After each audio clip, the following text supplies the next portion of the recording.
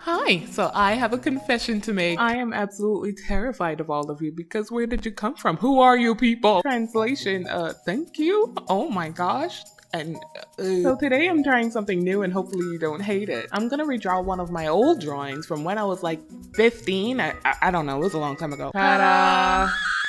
Okay, it's not that bad.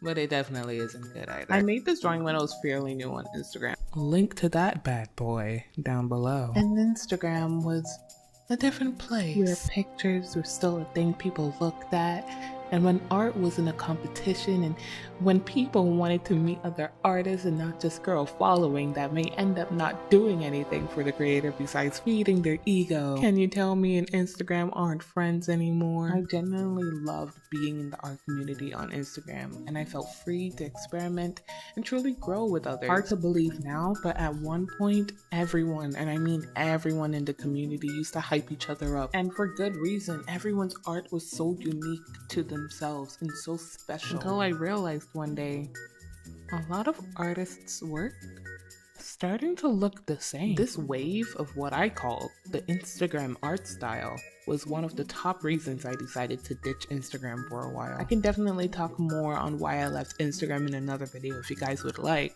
but today we're focusing on this beautiful— Enough! Leave her alone! So when I was 15, I was fairly new to digital art and I used the Adobe Illustrator Draw app. Yeah, I have no idea if it's still free or even out there, but that was my humble beginning before I moved on to Medibank, who coincidentally is not the sponsor of this video. See, when you're fairly new to digital art, there's significantly less pressure than having done it for about 7 years now. Wow. You don't take anything seriously, so this drawing was a product of me having fun and drawing things I thought looked pretty. I was self-taught then, so I was really and truly learning to get a feel for drawing faces. It was around that time I made subconscious decisions to focus on one thing I wanted to get good at.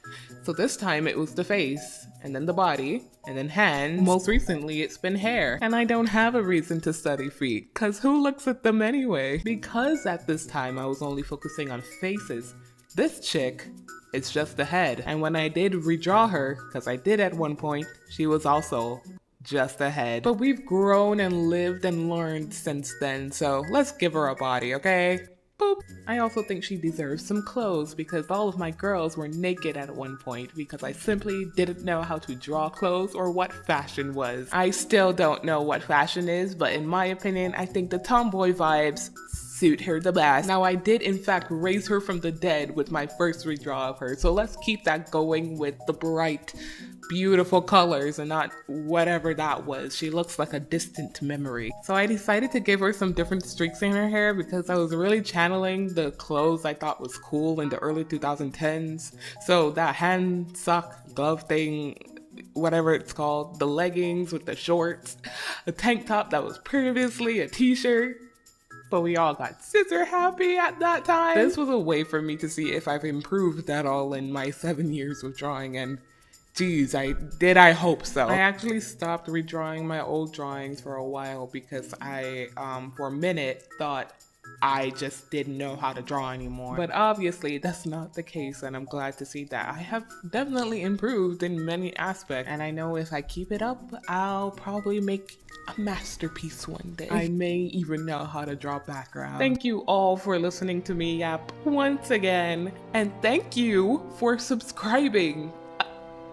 You guys are incredible. Okay, go watch something else. Bye-bye.